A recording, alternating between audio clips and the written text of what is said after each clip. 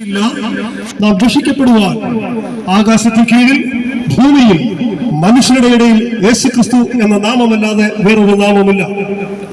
ദൈവത്തിന് മഹത്വം. India Pentecost mission Mechal ദേവസ്വയുടെ ആഭിമുഖ്യത്തിൽ ഈ മാസം 5, 6 തീയതികൾ നടക്കുന്ന സുവിശേഷ മഹായോഗങ്ങളിലേക്ക് നിങ്ങളെ ഏവരെയും കർത്താവായ യേശുക്രിസ്തുവിന്റെ നിസ്തുല്യ നാമത്തിൽ ഞങ്ങൾ ഹാർദവമായി സ്വാഗതം ചെയ്തുകൊള്ളുന്നു. അതെ, മറ്റൊരിക്കലും രക്ഷയില്ല. നാം രക്ഷിക്കപ്പെടുവാൻ ആകാശത്തിന് കീഴിൽ ഭൂമിയിൽ മനുഷ്യരുടെ ഇടയിൽ യേശുക്രിസ്തു എന്ന നാമമല്ലാതെ വേറൊരു നാമവുമില്ല.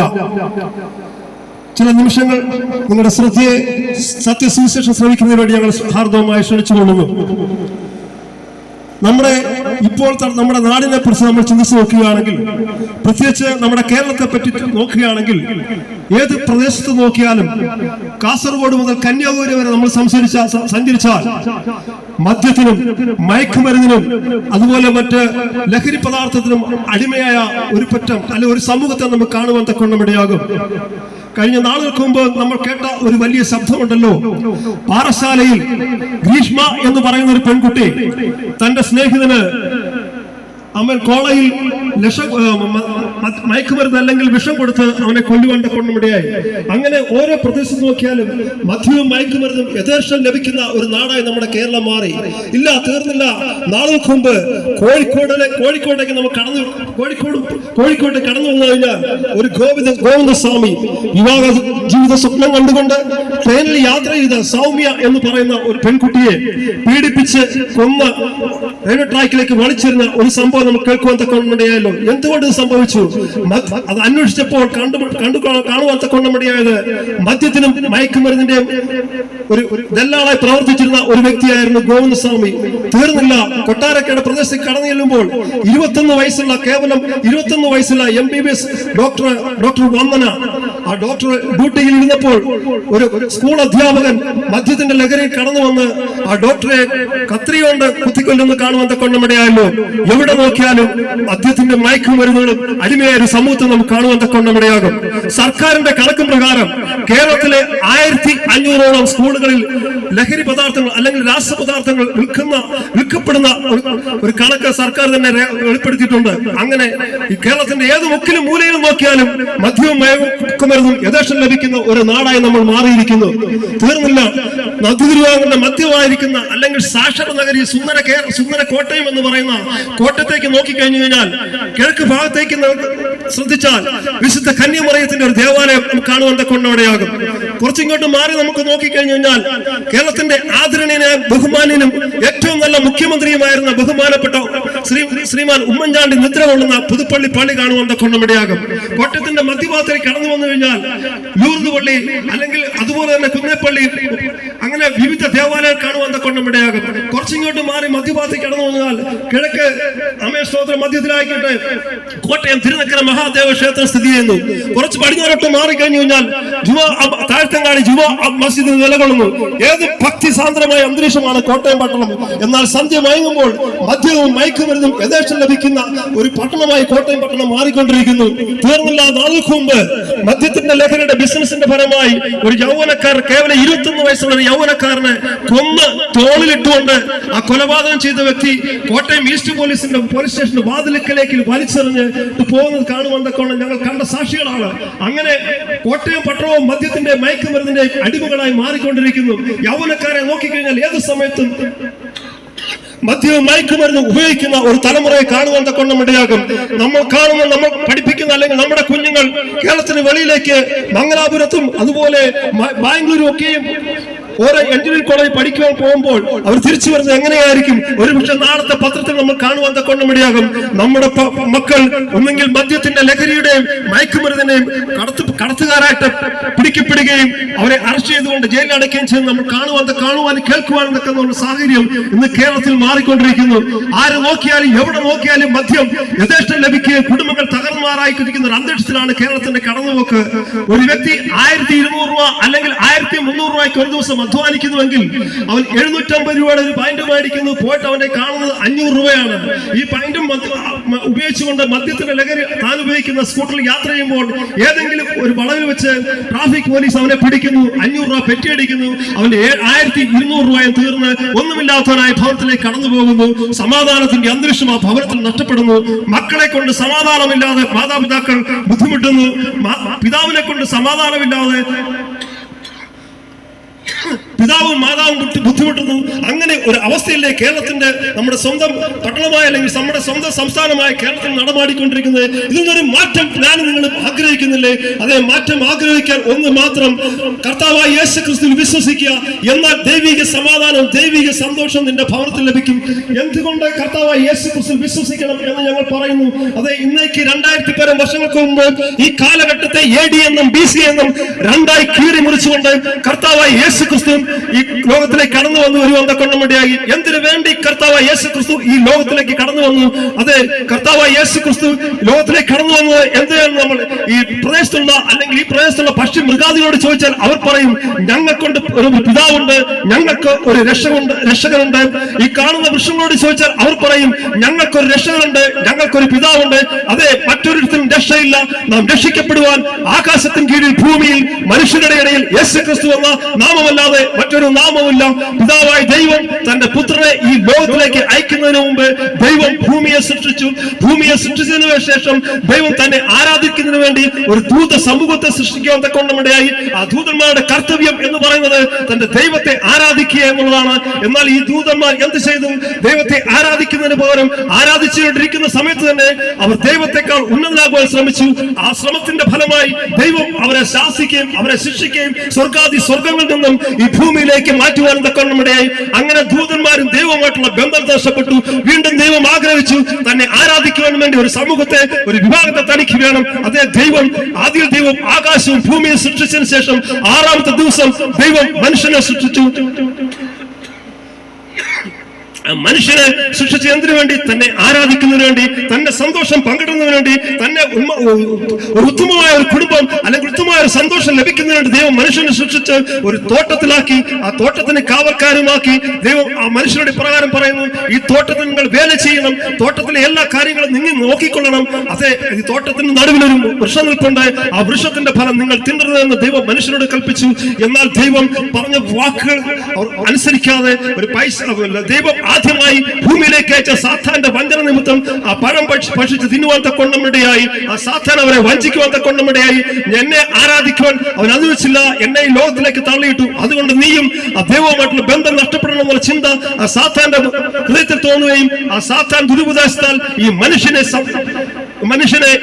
പാപം ചെയ്യുവാൻ പ്രേരിപ്പിക്കുകയും ചെയ്തു. അതേ, വിശുദ്ധ ബൈബിൾ വിളിച്ചു പറയുന്നു, പാപത്തിന്റെ ശമ്പളം മരണമത്രേ. അപ്പോൾ എന്താണ് പാപം എന്ന് ചോദിക്കുമ്പോൾ പ്രസിദ്ധ എഴുത്തുകാരനും ഗുരുവിതനും ദാസങ്ങനുമായിരുന്ന ശ്രീ സുകുമാർ അഴിക്കോട് സാറ് പാപത്തെ പറ്റി ഇപ്രകാരം ഒരു വർണ്ണന കൊടുത്തിട്ടുണ്ട്. താൻ പാപത്തെ പറ്റി ഇപ്രകാരം വിവരിച്ച് പറയുവാൻ തക്കൊണ്ടമിടയാകി. ദൈവവും മനുഷ്യനും പ്രകൃതിയും തമ്മിലൊരു നിയമമുണ്ട്.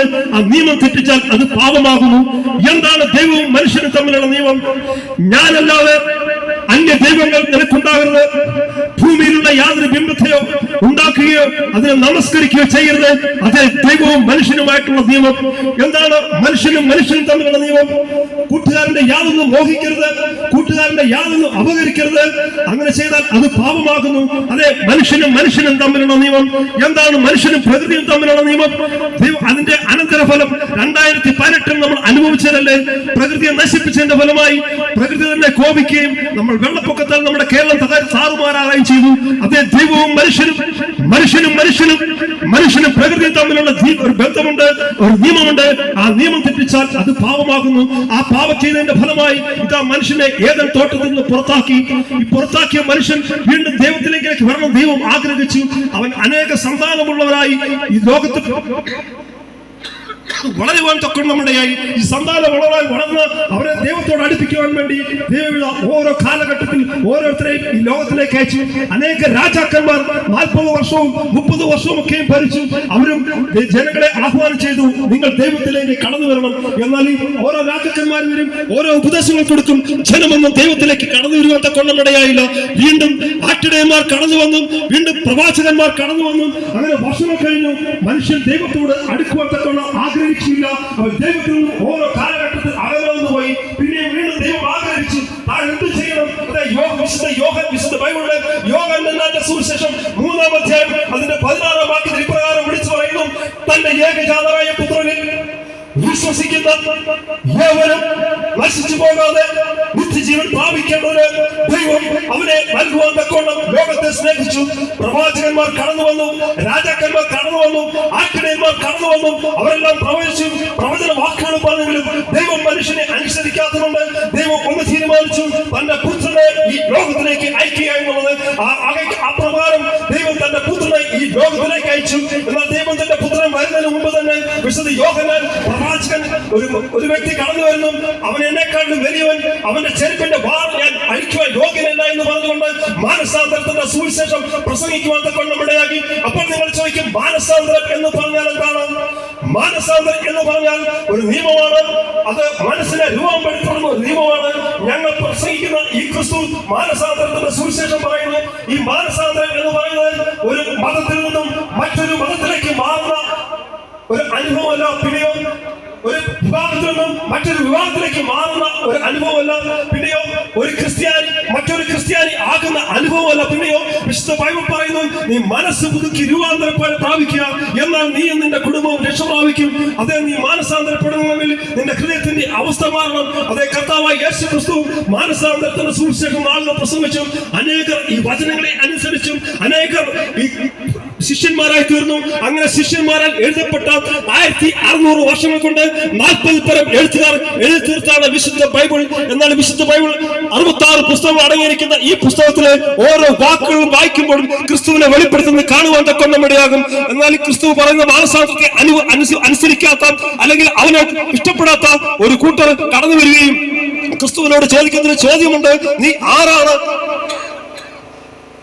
നീ ക്രിസ്തുവോ എന്ന് ചോദിക്കുമ്പോൾ അതേ ഞാൻ ക്രിസ്തു എന്ന് പറയുകയും, നീ രാജാവോ എന്ന് ചോദിക്കുമ്പോൾ അതേ ഞാൻ രാജാവോ എന്ന് പറയുവാൻ തക്കവണ്ണമിടയായി. ഇത് കേട്ടപ്പോൾ റോമൻ പടയാളികൾക്ക് അല്ലെങ്കിൽ റോമൻ ഭരണാധികാരികൾക്ക് തങ്ങളുടെ ഭരണത്തെ എതിർക്കുന്ന ഒരുവൻ കടന്നു വന്നിരിക്കുന്നു, ഇവനെ എന്ത് ചെയ്യണം എന്ന് തീരുമാനിച്ചുകൊണ്ട് ഇതാ കോടതിയോറും കയറ്റിയിറക്കുകയാണ്. അവൻ മാനസാന്തര സുവിശേഷമല്ലാതെ മറ്റൊരൊന്നും പറഞ്ഞില്ല. ഒരു നശിച്ചു പോകാൻ ഈ ബൈബിൾ പറയുന്നില്ല. പിന്നെയോ ശിക്ഷയിൽ നിന്ന് വിടുതലാണ് മാനസാന്തരം എന്ന് പറയുന്നത്. എല്ലാ മതങ്ങളും തെറ്റ് ചെയ്താൽ അവനെ ശിക്ഷിക്കണമെന്ന് പറയുമ്പോൾ വിശുദ്ധ ബൈബിൾ വിളിച്ചു പറയുന്നു, തെറ്റ് ചെയ്യുന്നവൻ മാനസാന്തരപ്പെടണം, മാനസാന്തരപ്പെട്ടാൽ അവന് രക്ഷ ഉണ്ട് എന്ന് വിശുദ്ധ ബൈബിൾ വിളിച്ചു പറയുന്നു. അങ്ങനെ മാനസാന്തരത്തിന് സുവിശേഷം പറഞ്ഞ ക്രിസ്തുവിനെ ഇതാ ഭരണാധികാരികൾ അവൻ റോമൻ ഭരണാധികാരികൾക്ക് എതിരായി സംസാരിച്ചു എന്ന് പറഞ്ഞ ഒറ്റ കാരണത്താൽ കർത്താവ് യേശു ക്രിസ്തുവിനെ ക്രൂശിക്കുവാൻ തക്കവണ്ണമിടയായി. എന്തുകൊണ്ട് ക്രൂശിക്കണമെന്ന് പറയുന്നു? അത് അന്ന് കാണുന്ന കുറ്റവാളികളെ വിധിക്കുന്ന അല്ലെങ്കിൽ അവർക്ക് ശിക്ഷ കൊടുക്കുന്ന ഏറ്റവും വലിയ ശിക്ഷാവിധിയാണ് ക്രൂശി മരണമെന്ന് പറയുന്നത്.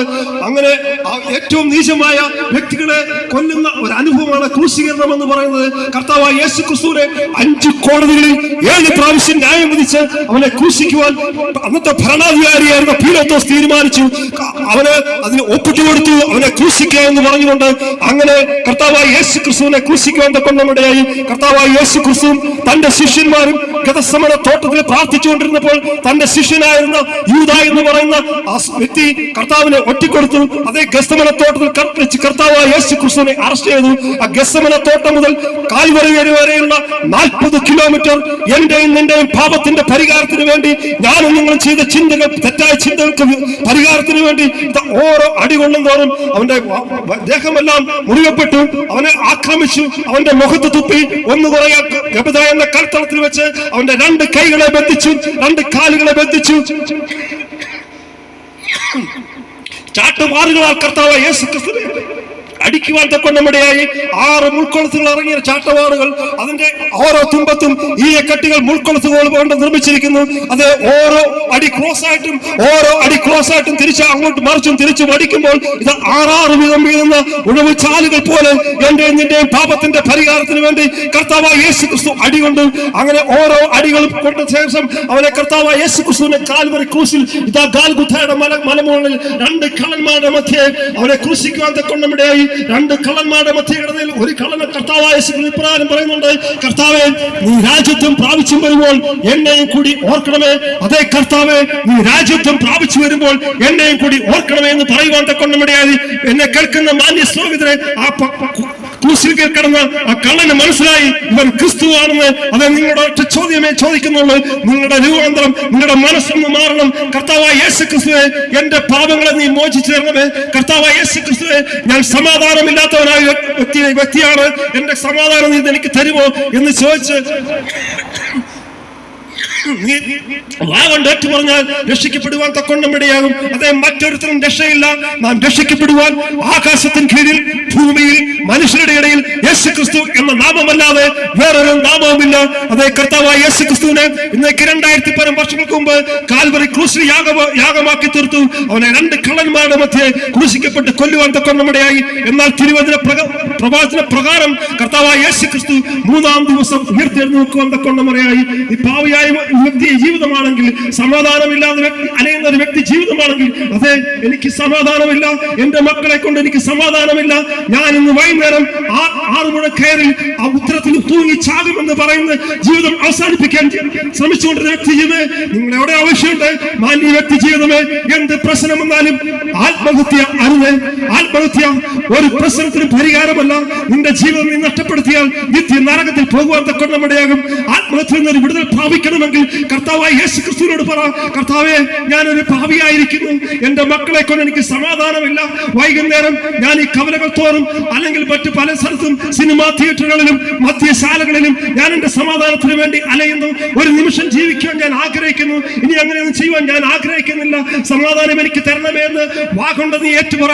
കർത്താവായ യേശു ക്രിസ്തുവേ, ഞാൻ രക്ഷിക്കപ്പെടുവാൻ ആഗ്രഹിക്കുന്നു, എന്റെ പാപങ്ങൾ നീ മോചിച്ച് തരണമേ എന്ന് വിനവത്തോടുകൂടി വിളിച്ചു പറഞ്ഞാൽ, അതേ ഞങ്ങളെ കേൾക്കുന്ന മാന്യ വ്യക്തി ജീവിതമേ, നിന്റെ അവസ്ഥയ്ക്ക് ഒരു മാറ്റമുണ്ടാകും. നീ രക്ഷിക്കപ്പെട്ടു കഴിഞ്ഞാൽ നിനക്കുണ്ടാകുന്ന ചില ഗുണങ്ങളുണ്ട്. നീ മദ്യപാനത്തിൽ നിന്ന് നിനക്ക് വിടുതൽ പ്രാപിക്കുവാൻ തക്കണ്ണമിടയാകും. ലഹരി പദാർത്ഥത്തിൽ നിനക്ക് ലഹരി പിടിക്കാൻ മാറ്റം വിടുവാൻ തക്കണ്ണമിടയാകും. ഒരു കാലഘട്ടത്തിൽ മദ്യത്തിനും മയക്കുമരുന്നും അടിമയെ തീർന്ന് ജീവിച്ച ഒരു വ്യക്തിയായിരുന്നു ഞാൻ. കേരളത്തിന്റെ അകത്തും പുറത്തും ഇന്ത്യയുടെ പല ഭാഗങ്ങളിലും, അല്ലെങ്കിൽ കേരളത്തിന്റെ കോട്ടയം മുതൽ കാശ്മീർ വരെയും ഉള്ള പല ദേശങ്ങളിൽ സഞ്ചരിച്ച് ഗാനമേള ട്രൂപ്പുകളിലും അതുപോലെ തന്നെ നാടക ട്രൂപ്പുകളിലും അതുപോലെ തന്നെ ബാറുകളിൽ ബാൻഡ് വായിച്ച് ഗിറ്റാർ വായിച്ച് നടന്ന് ദൈവിക സമാധാനവും സന്തോഷമില്ലാതെ അലഞ്ഞിരുന്ന വ്യക്തി ജീവിതമായിരുന്നു ഞാൻ. എനിക്ക് കിട്ടുന്ന പൈസ മുഴുവൻ മദ്യത്തിനും മയക്കുമരുന്നിനും ചെലവഴിച്ചുകൊണ്ട് എന്റെ ജീവിതത്തെ നഷ്ടപ്പെടുത്തുവാനും അതിനെ തകർക്കുവാനും ശ്രമിച്ച ഒരു വ്യക്തി ജീവിതമായിരുന്നു. ഇന്ത്യയിലെ ഏറ്റവും അറിയപ്പെട്ടിരുന്ന ഒരു ബാൻഡാണ് ബോംബെയിലെ റഷ് അവർ എന്ന് പറയുന്ന ഒരു മ്യൂസിക് ടീം. അതിന് അംഗമായി തീർന്നപ്പോൾ ഞാൻ മറ്റുള്ള ലഹരി പദാർത്ഥങ്ങൾ ഉപയോഗിക്കാൻ തക്കണ്ണമിടയാകി. 1 മണിക്കൂർ വായിച്ചാൽ 3000 രൂപ, അന്നത്തെ കാലഘട്ടത്തിൽ 3000 രൂപ 4000 രൂപ കിട്ടും. എന്നാൽ ഇത് മുഴുവൻ മദ്യത്തിനും മയക്കുമരുന്നിനും കൂട്ടുകാരും മൊത്തം കൂട്ടുകാരത്തൊക്കെ ചെലവഴിച്ച് എന്റെ മാതാവിനെയോ പിതാവിനെയോ സംരക്ഷിക്കാതെ നടന്നു